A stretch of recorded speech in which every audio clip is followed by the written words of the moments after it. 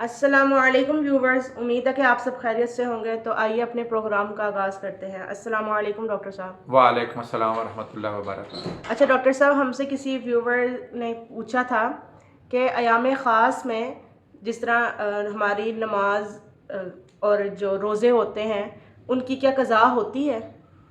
बिस्मिल्लाहिर्रहमानिर्रहीम। अस्सलाम वालेकुम व्यूअर्स।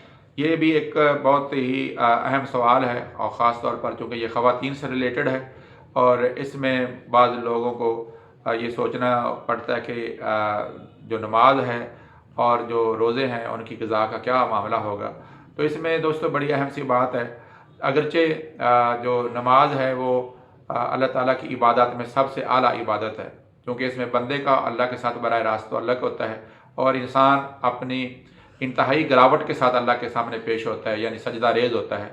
तो इसकी बज़ाहिर तो बहुत खूबसूरती है और वो बहुत बड़ी इबादत है, लेकिन अल्लाह ताला की करम नवाज़ी देखें कि अल्लाह ताला ने अय्याम ख़ास में औरतों में, और याद रखें कि अय्याम ख़ास जो हैं दोस्तों वो दो तरह की औरतों में होते हैं। एक तो हर महीने की जो गर्दिश होती है औरत के ऊपर, जिसको हम पीरियड्स बोलते हैं या साइकिल बोल देते हैं, तो वो हर औरत के मुख्तलिफ होता है। किसी के 5 दिन होता है, किसी के 7 दिन होता है और किसी का 10 दिन होता है। इस तरह से जब औरत के यहाँ बच्चा की पैदाइश होती है तो उसके लिए वो तकरीबन 40 दिन का जो अरसा है उसके जो खून का जारी रहता है।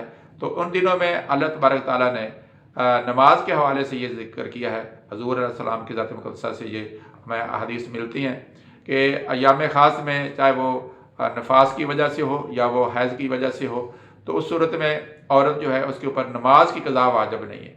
वो जिस दिन उसको हैज़ आ जाएगा उस वक्त से उसकी नमाज छूट जाएगी और जब तक वो पाक होने का मौका आएगा तो उस वक्त तक की सारी नमाजें जो हैं उसके ऊपर से अल्लाह ताला ने उसकी क़ज़ा हटा दी है।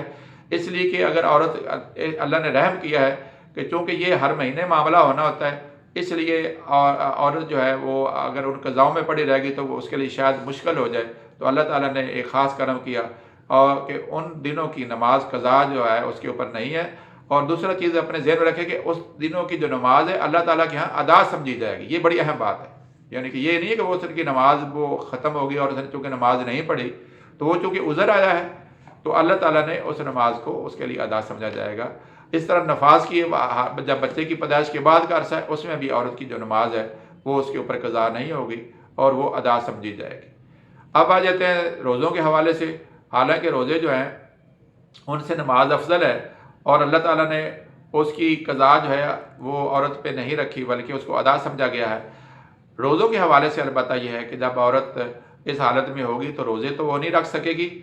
एहतराम के तौर पर अगर वो लोगों के सामने खाना ना खाए, छुप के अपना अगर उसने खाना खाना है या वो सुबह के टाइम अपनी बात को ज़ाहिर ना करना हो बच्चों पे या किसी दूसरे पे, तो वो लोगों के साथ सहरी करे और अपना रोज़े की तरह रहे या लोगों को इजहार ना करे।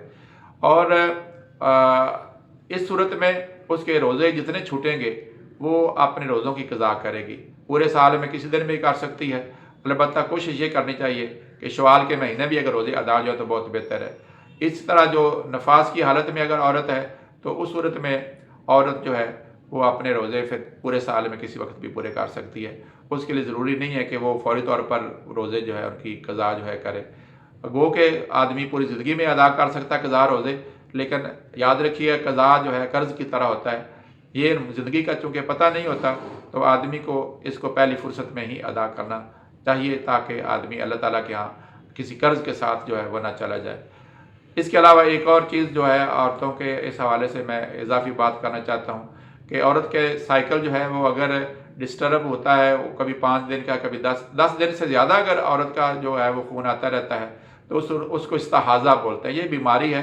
तो उस सूरत में सिर्फ यही है कि औरत हर मरतबा जो है वो जो अपने इस्तिंजा करने के बाद जो है वो तहारत करने के बाद वो वज़ू करे और अपनी नमाज को अदा करे। और इस तरह से उसको ये हर जो 4 रकत जो है अगर उसको ज़्यादा आ रहा है तो उस सूरत में उसको हर 4 रकतों के बाद जो है वो या 2 रकतों के बाद जो भी उसकी नमाज सलाम फेरती है तो उसको नया वज़ू बनाना चाहिए। बाकी अल्लाह ताला बेहतर जानते हैं। सही। उम्मीद है व्यूवर्स आपको आज का प्रोग्राम पसंद आया होगा। इसको ज़्यादा से ज़्यादा शेयर कीजिए ताकि हमारी जो भी बहनें, माएँ, बेटियाँ जो भी इस प्रोग्राम को देखें वो इससे मुस्तफ़ीद हो सकें और उनके ज़हन में जो भी ख़दशात हैं वो दूर हो सकें। تو انشاءاللہ جلدی آپ سے نیکسٹ پروگرام میں ملاقات ہوگی. اللہ حافظ.